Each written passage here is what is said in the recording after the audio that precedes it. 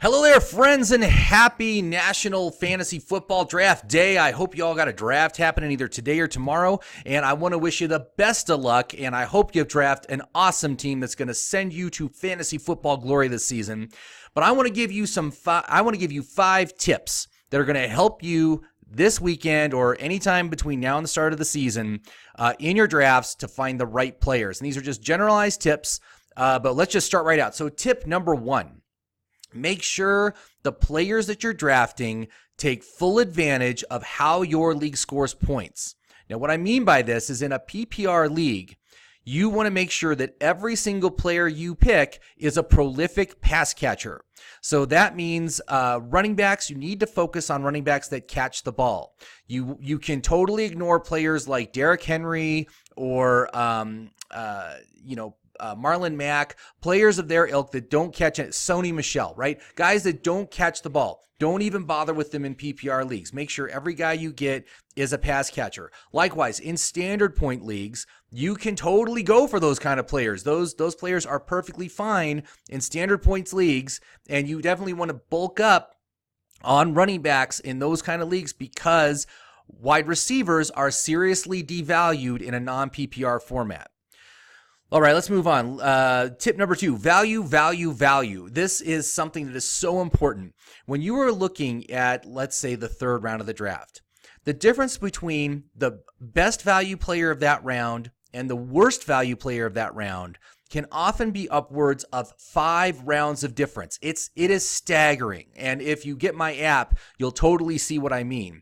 But typically, like the best players in the third round would have second round value, but the worst players are going to have 6th or 7th round value. That's the kind of spread you're looking at.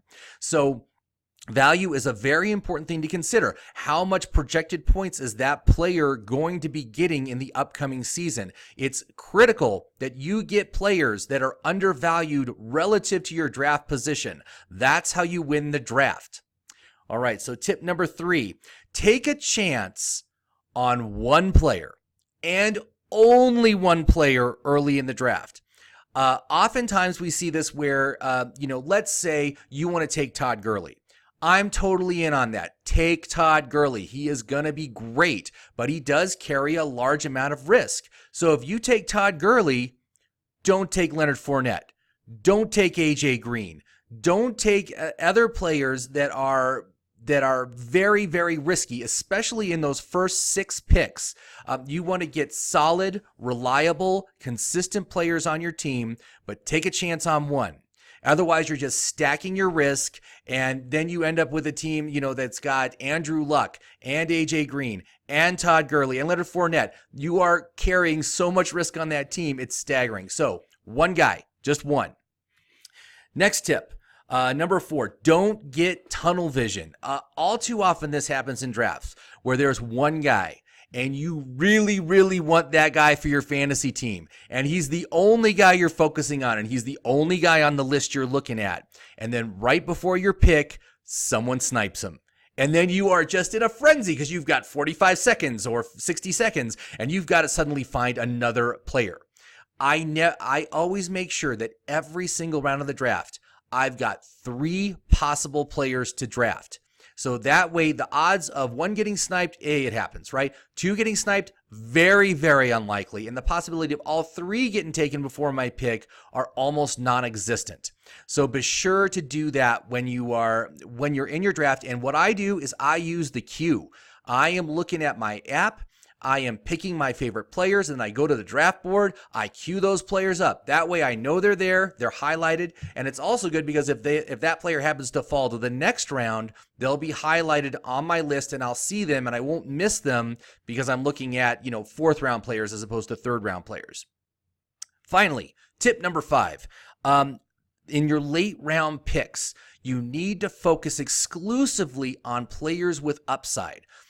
After pick 10, the player list is filled with guys that will never do anything for your fantasy team.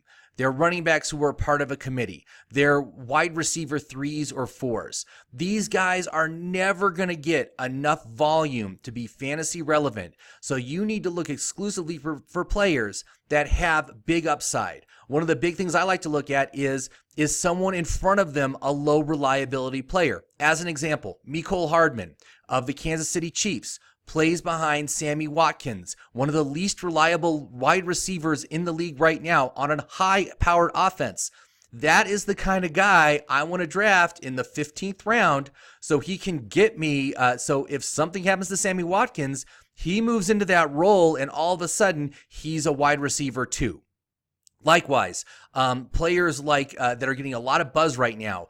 Darwin Thompson, running back for, again, the Kansas City Chiefs. Justice Hill, a running back for the Baltimore Ravens. These guys are in good positions to carve out significant roles in their offense if anything happens to someone above them. So that's the primary factor that I want to look at is upside players in those final, like I said, after pick 11. Those are the kind of guys you want.